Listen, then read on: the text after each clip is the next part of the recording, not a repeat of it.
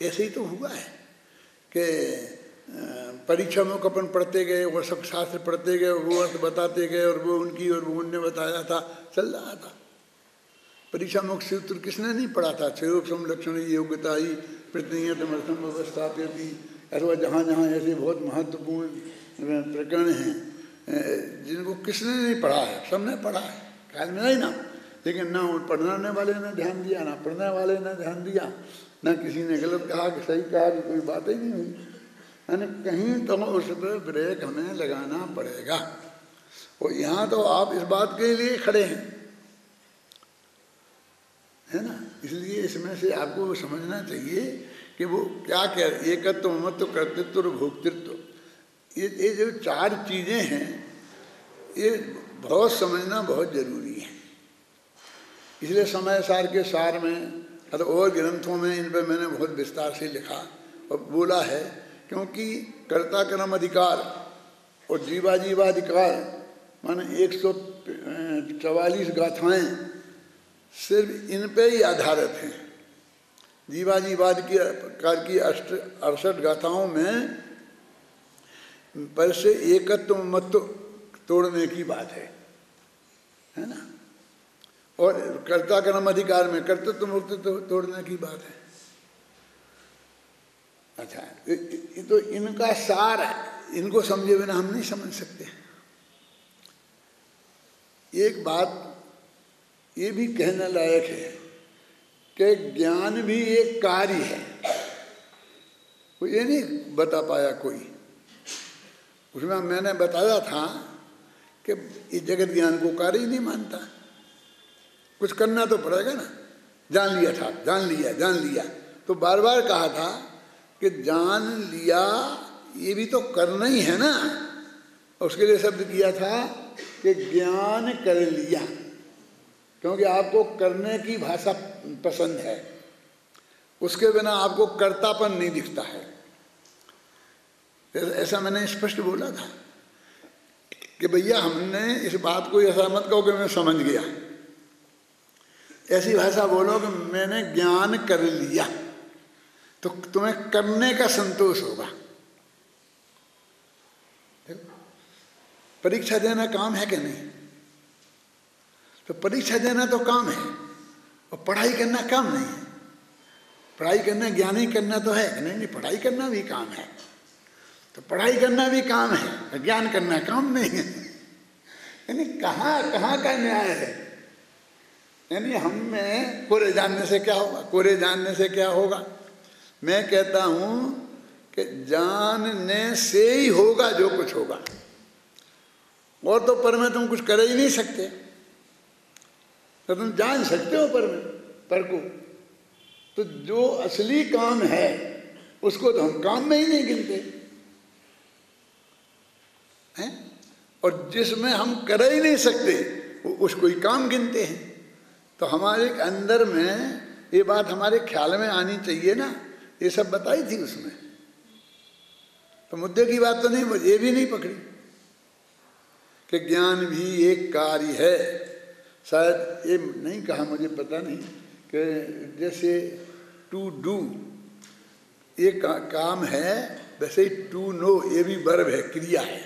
हमेशा बोलता हूँ मैं, उस दिन उस प्रवचन में कहा कि नहीं कहा मुझे पता नहीं। जैसे डुक्रियन ये धातु है ना, तो वो क्या नाम बोलेंगे, जानाती है, ज्ञा भी एक धातु है। धातु माने क्रिया, उससे जो शब्द बनता है वो क्रिया शब्द बनता है ना। तो इसलिए हम जानने को कोई काम ही नहीं मानते। ये भी बहुत बड़ा अंधकार समाज में चलता है, तो उसको महत्व, जबकि लोक में भी ज्ञान सबसे बड़ा काम है। राष्ट्रपति है, प्रधानमंत्री है, ये कोई एक गिलास पानी उठा के तो पीते नहीं है ना, दूसरे को पिलाते हैं। प्रधानमंत्री के घर राष्ट्रपति आए, कि राष्ट्रपति के घर प्रधानमंत्री जाए, तो वो उसे पानी पिलाएगा कि नहीं पिलाएगा? हैं? वो तो घंटी बजा दे तो बहुत बड़ी बात समझना। क्यों? वे नौकर चाकर आएंगे फिर वे पिलाएंगे। यदि वो पिलाए उठ के तो कहेंगे तुम राष्ट्रपति बनने लायक नहीं हो, कम से कम उसका प्रोटोकॉल तो तुम्हें समझना चाहिए, तुम्हें खुद नहीं करना चाहिए। तो ऐसे ही आत्मा का काम सिर्फ करना है। मैं एक उदाहरण दिया करता था पहले, अभी बहुत दिनों से नहीं दिया है, कि आप लोग कोरी बातें करते हो, यानी एक तो जानने की बात, फिर कोरी बातें करते हो, कुछ काम तो करते नहीं हो। क्या कुछ गुरुदेव ने अपनी जिंदगी में कुछ काम नहीं किया, बस 2 टाइम प्रवचन और 45 मिनट चर्चा, कुछ नहीं किया वह। क्यों ऐसा बोलते कि नहीं बोलते? अब 2 टाइम प्रवचन और 45 मिनट चर्चा रेगुलर, एक दिन बिना छूटे 104 डिग्री बुखार में भी करना कोई काम नहीं है,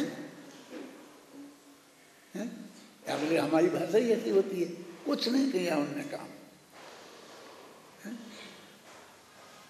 अन्य जी ने भी कुछ नहीं किया।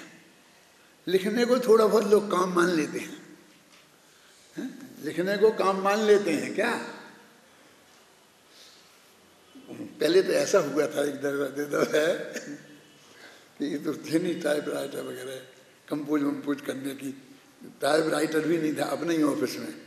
तो मैं लिखता था, वो एक अधिकार क्लर्क था, तो उससे मैं उसकी कॉपी नकल करवाना मतलब अच्छे, अपन तो जल्दी जल्दी में लिखते हैं, फिर काट पीट के लिखते हैं, जैसा होता है ना समझ में, तो करवाता था।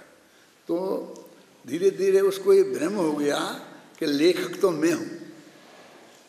कहा लिखता तो मैं हूँ, किसने लिखा? मैंने लिखा।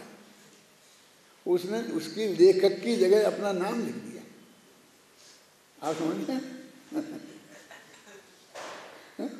और जब कहा कि ये क्या कैसा लिखा, मैंने लिखा है क्या कि वो प्योर नकल करने को, उसको भी वो वो समझते थे लेख। तो वो जो काम है, ये लिखी गई किताब, उसका लेखक कौन है? क्या समझ में है ना कि भैया ठीक है, कोई बात नहीं है, तेरे ही लेखक में नाम छाप दें, तो दिक्कत ये है कि एक किताब कोई पढ़ेगा नहीं और एक भी बिकेगी नहीं। इसको बेचना भी है और लोगों को पढ़ाना भी है। इसको तेरा नहीं मेरा नाम जानते थे, क्या है ना? लोग क्या समझते हैं कि लेखक अपने नाम के लिए लिखा जाता है, ये भी बहुत गलत धारणा है। एक किताब लिखी थी डॉक्टर प्रवीण भाई दोषी ने। प्रवीण भाई दोषी डॉक्टर राजकोट के एक डॉक्टर हैं, सोनगढ़ ट्रस्ट के ट्रस्टी हैं और बहुत अहम वाले आदमी हैं, अपने को बहुत महान समझते हैं। तो उनने एक किताब लिखी थी, उसमें लेखक का नाम नहीं लिखा था। क्या प्रकाशक का नाम नहीं लिखा था, ऐसी छाप दी, बस खत्म। ऐसी किताब लिखी, छाप गई, कंपोज कराई, कर लिया और छाप दी बजाय, और सबको बांट दी। देखिए कौन है? नहीं हमको मान नहीं चाहिए। अरे मान नहीं, इसमें 25 गलतियां निकलेंगी तो किसका कान पकड़ूं? इसलिए मुझे लेखक का नाम चाहिए। तेरे गले में माला डालने के लिए लेखक का नाम नहीं चाहिए, समझ में आया? यानी किसकी जिम्मेवारी पर लिखा गया? इसका जिम्मेवार कौन है? यदि सत्य है तो उसका और गलत है तो उसका। समझ में है ना आपकी? में इसके लिए लेखक का नाम अनिवार्य है। गवर्नमेंट आप पर केस कर सकती है उस प्रेस वाले पर कि जो प्रेस की लाइन नहीं डाले और पकड़ में आ जाए कि इसके यहाँ छपा, तो सीधी जेल होती है उसे। और फिर वो प्रेस छापेगा तो लेखक का नाम नहीं छापे तो प्रेस वाले को पकड़ा जाता है। तुझे तो पता है ना कौन लेखक है, किसने छपाई है, उसका नाम दे। क्यों कि इसके उसमें कहीं गवर्नमेंट के विरुद्ध लिखा हो, उसमें कोई गलत बातें लिखी हो, किसी के विरुद्ध बदनामी करी गई हो, तो कौन जिम्मेवार होगा उसका? ये सब चीज़ें इसलिए ज़रूरी हैं। अखबार में लिखा जाता है ना, उसने प्रकाशित किया, उसके माध्यम से इतने बजे वो हर साल भरना पड़ता है। अब क्या करें, हमारा दुर्भाग्य है कि ऐसे लोग संपादक, गुजरात में संपादक तो समझते ही नहीं, वो तंत्री तंत्री बोलते हैं। तंत्री तो व्यवस्थापक को बोलते हैं, तंत्री जानते हैं आप किसे बोलते हो? नहीं सुना, नाम नहीं सुना। मंत्री तो सुना। ये जो मिनिस्टर है वो मंत्री है, और IAS ऑफिसर है वो तंत्री है। समझना है कि नहीं? और इतने में समझ में जाना चाहिए। उसको क्रियान्वित करने वाला वो जो तंत्र है, जो उस काम को करेगा, तंत्र माने वे और नीचे के कर्मचारी, वे मशीनें, वो सब तंत्र कहलाती हैं, और उसको वो कराएगा। वो तंत्री है कौन? जो वो व्यवस्था करता है। और मिनिस्टर वो है मंत्री, वो विचार विमर्श करके निर्णय करता है। निर्णय मिनिस्टर का है, और उसने छपाया और व्यवस्थित किया, कार्यान्वित किया है, वो काम तंत्री का है। समझ गए? 3 चीजें होती हैं, मंत्र, तंत्र और एक यंत्र। ये क्या होता है? मंत्र तो जानते ही हो, मंत्र जो नमोकार मंत्र, मंत्र वाला मंत्र नहीं, वो मंत्री वाला मंत्र। मंत्र माने विचार विमर्श, विचार विमर्श करके निर्णय करना, समझे ना? और तंत्र माने उसको व्यवस्थित रूप देना, और यंत्र माने वो लिखना। जैसे वो यंत्र बना देते ना अपन, ऐसा बनाया, इसमें बनाया, ये बनाया, तो वो नक्शा एक तरह से यंत्र है। नक्शा बना दिया ना, तो एक होता है इंजीनियर, वो बनाता है, एक होता है आर्किटेक्ट। समझ में आया ना? वो आर्किटेक्ट कौन है? यंत्री। यंत्र बनाया है उसने, ऐसा स्वरूप बताया, ऐसा ऐसा बनेगा, ये यहाँ बनेगा, ये यहाँ, आप समझ ना? उसने कार्यान्वित किया है इंजीनियर ने,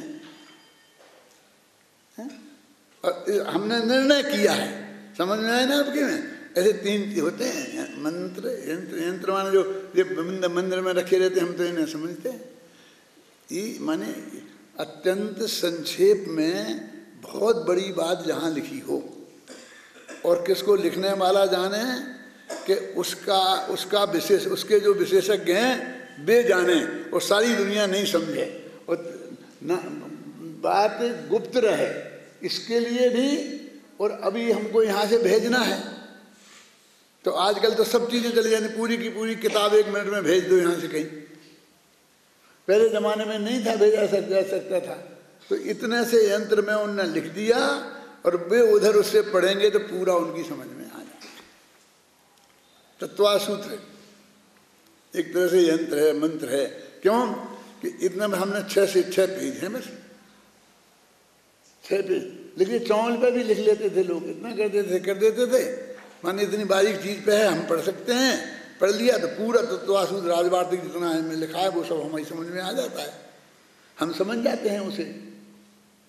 तो ये सब मेरे कहने का मतलब, वो लोग इतना ही नहीं समझते हैं, जिसने एक अक्षर देखा नहीं है उस किताब का कि उस अखबार का, वो सारी जिंदगी भर संपादक बना रहता है। दादा छापने के पहले नहीं, सब जाने के बाद भी कभी नहीं पढ़ता।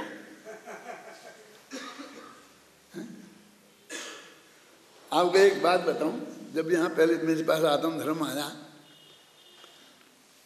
पहला अंक तो मैंने निकाल लिया किसी तरीके से, जिसमें वो दिया था चेतन चमत्कार, गुरुदेव का इंटरव्यू।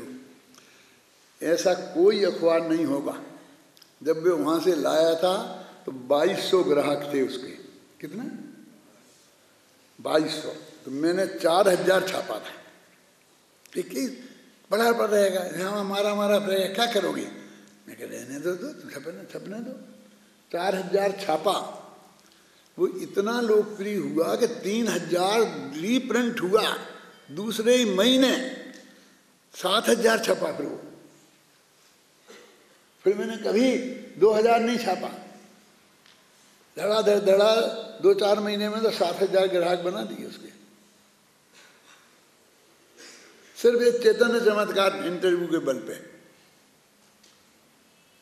अब दूसरा इंटरव्यू है, दूसरा अंक निकलना था। ये तो जुलाई का अंक था, जुलाई 67 ही था ना। फिर अगस्त का अंक आया, तो अगस्त में बहन श्री की जयंती आती है, 64वीं थी। 64 फोटो और 64 बोल और ये सब आ गया। ऐसा पूरा तत्व कि ये सब बिल्कुल हूबहू छाप दीजिए, इसमें कोई फेरा मत करो। और पूरा पन्ना आ गया, वो 22-32 पेज का अखबार में 64 पेज आ गए। आपने इस पे छपा, मैंने नहीं छाप, मैंने कहा कुछ नहीं छप सकता। क्या क्या हुआ होगा सोचो आप। पहल का मच गया, झगड़ा हो गया एकदम। फिर मैंने एक बड़ा पत्र लिख करके जतीश भाई को भेजा गुरुदेव के पास, और सब बात लिखी कि नहीं साहब, हम जो कुछ चीज़ भेजेंगे उसको तो आपको वैसे की वैसी छापनी पड़ेगी। मैंने कहा वो कभी नहीं छप, बिल्कुल सही होगी ना तो भी नहीं छपेगी वैसी की वैसी। मैंने ये कहा। क्या क्या कहा रमेश, क्या कहा? तो भी नहीं छपे, तो भी मैं उसमें 2 लाइनें काटूंगा, 4 लाइनें जोड़ूंगा। बोलो छपाने के नहीं छपाने? क्यों फिर क्यों काटोगे जब सही होगी तो? इसलिए कि आप लोगों को पता रहे कि संपादक किसे कहते हैं और संपादक का क्या अधिकार होता है। उस पर एक प्रतिबंध नहीं होता है क्या कि आप हम जैसी कहें उसका नाम संपादक नहीं है। ये निर्णय तो मैं करूँगा कि क्या छपेगा, कैसा छपेगा, कितना छपेगा, कितनी तारीफ होगी। और मैंने उस दिन से लेके आज तक ऐसी संपादकी एक भी अंक पूरा मेरे देखे बिना आज तक नहीं निकला। सर मैं 1-2 महीने को विदेश जाता हूँ ना, तब संपादकी तो पहले लिख के फाइनल करके ही जाता हूँ रख करके। और वो सब अकेले सारा मैटर भी लगभग फाइनल करके जाता हूँ। जो अकेले समाचार होते हैं ना, तो वो ही मेरी अनुपस्थिति में छपते हैं, तो उनमें भी गलतियाँ होती हैं। मैं आगे देखता हूँ तो नहीं कोई इतनी जिम्मेदारी से निभाता ही नहीं है। क्या करें? ऐसा नहीं कहते निभा नहीं सकते, उनको ऐसा लगता है कि हमारी शक्ति बेकार खर्च हो रही इसमें। हम तो बड़े विद्वान हैं, हम प्रूफ रीडिंग वाले हैं। जब प्रूफ रीडिंग नहीं आती है तुमको, तो तुम लेखक कैसे बन सकते हो? क्या वो तो पहली शर्त है, वो तो आनी चाहिए, वो तो हमने भी सीखी है। मेरा मतलब समझ में है ना? प्रेस की भाषा अलग होती है, उसे सीखना पड़ती है कि इस तरह से निशान लगा करके एक करो। काल में वहीं के वहीं करेक्शन नहीं किया जाता है, उसे काटो, फिर बगल में लिखो, फिर निशान बनाओ कि इसकी जगह एक छापो। कोई करना नहीं चाहता, इसलिए वास्तव में इन शब्दों का अर्थ ही नहीं समझते हम, कभी विचार ही नहीं किया ये क्या है इनका अर्थ। मैं बता रहा था, मुझे बीच में आ गई बात, कौन सा? आज के सुबह के प्रवचन की है। अब एक ही उपाय है मेरे से बचने के लिए कि आप सुबह मेरा बेसुबह बंद कर दो तो वो हो नहीं सकता। क्या है?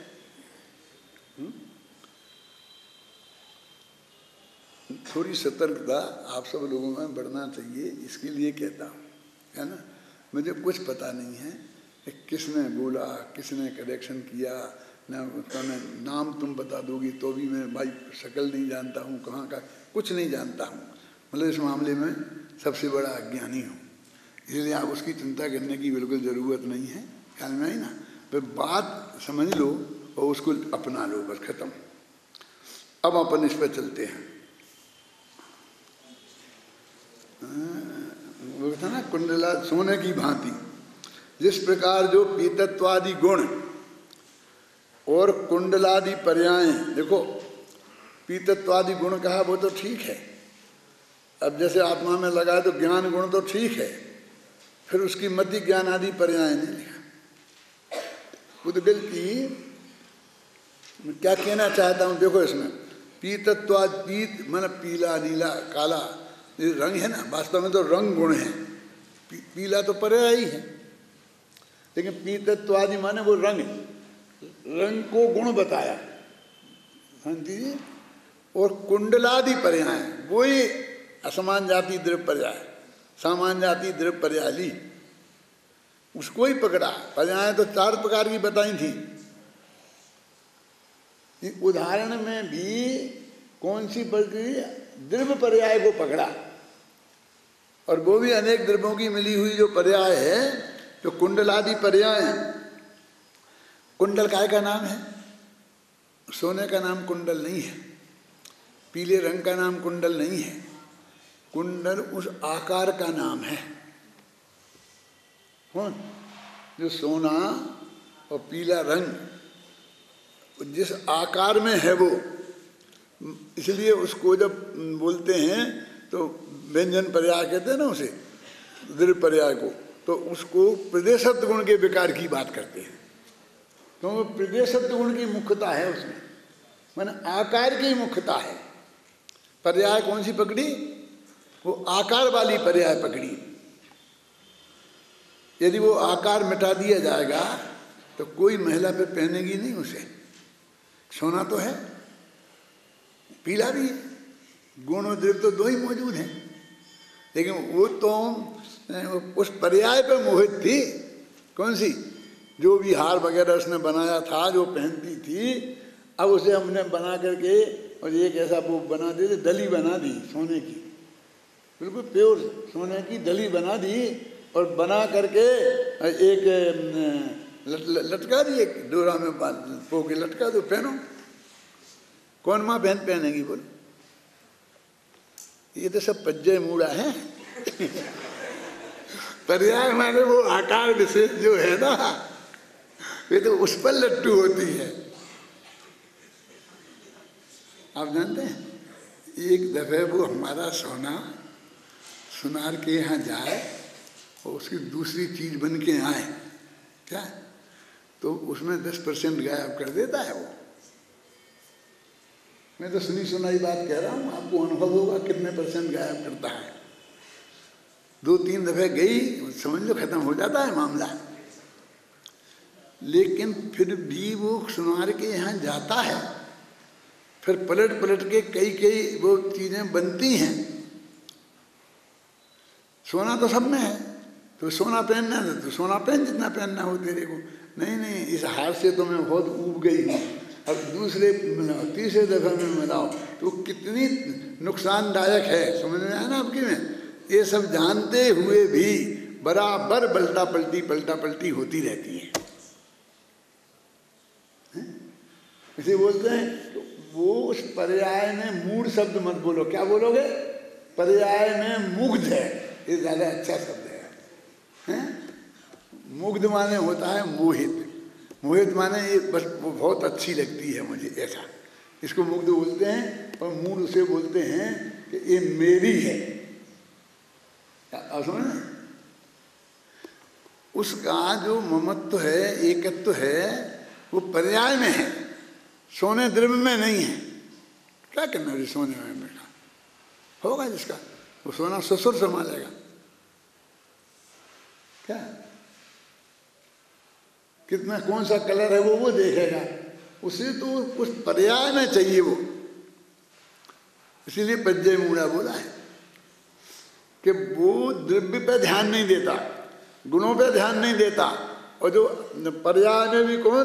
द्रव्य पर्याय, प्रदेशत्व गुण का विकार जिसमें होता है, माने आकार। बस मैं कहना चाहता हूँ आकार। इनने कोई पकड़ा ना, क्या पकड़ा? देखो कहाँ था? कुंडलादि पर्याय, द्रव्य क्षेत्र काल भाव से सोने रूप द्रव्य से पृथक दिखाई नहीं देती हैं। मैं सोने रूप दिखाई देती हैं ना वो, उन पीतत्व आदि गुणों और कुंडलादि पर्यायों के स्वरूप को धारण करके कर्ता, करण और अधिकरण।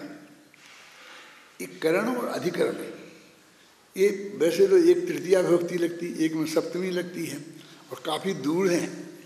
ये तीसरा है, वो 7वां है, लेकिन ये बहुत नज़दीक हैं। करण और अधिकरण। आप इस अध्यात्म में पढ़ना, कई जगह आएगा जी।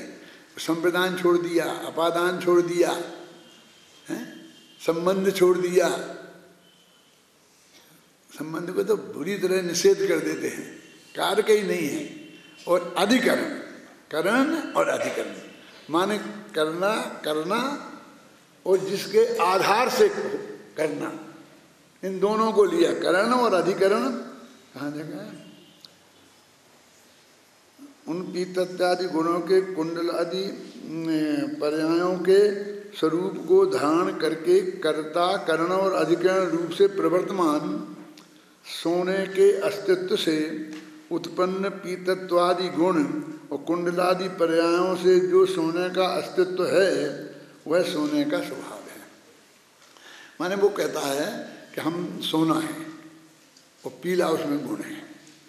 वो कहा हमें कोई खतरा नहीं है, तुम किसी आकार में रहो, हम रहेंगे। तुमने कुंडल से और उसे कोई दूसरा गहना का नाम कोई बोलो ना, वो बनाया, हार बनाया, तो हम सोना कहता है हमें कोई ऐतराज नहीं है, हम वहाँ भी रहेंगे। और पीलापन कहता है कि हम वहाँ भी रहेंगे। पीतत्वादि गुण और सोना आदि द्रव्य उस पर्याय में भी उनका अस्तित्व रहता है, तो फिर वो सोने का स्वभाव ही है। स्वभाव को कोई कहाँ छोड़े, स्वभाव तो छोड़ा ही नहीं जाता है। इसलिए कहते हैं कि तीनों का अस्तित्व किसका, द्रव्य, गुण और पर्याय एक ही है। अभी उत्पाद व ध्रुव को भी कहेंगे कि इनका अस्तित्व एक ही है, माने ये पृथक पृथक किसी कीमत पर नहीं है। फिर आगे वो बोलेंगे प्रदेश भेद नहीं है वो, क्योंकि जो अलग होती हैं चीज़ें उनमें प्रदेश भेद सबसे पहले देखा जाता है। और अपने अध्यात्म में 81वीं गाथा की वजह से और गुरुदेव के प्रवचनों की वजह से वो प्रदेश भेद की बहुत ही ज़्यादा चर्चा हो गई, तो इसलिए अपना मोक्षों का ध्यान बहुत ज़्यादा जाता है।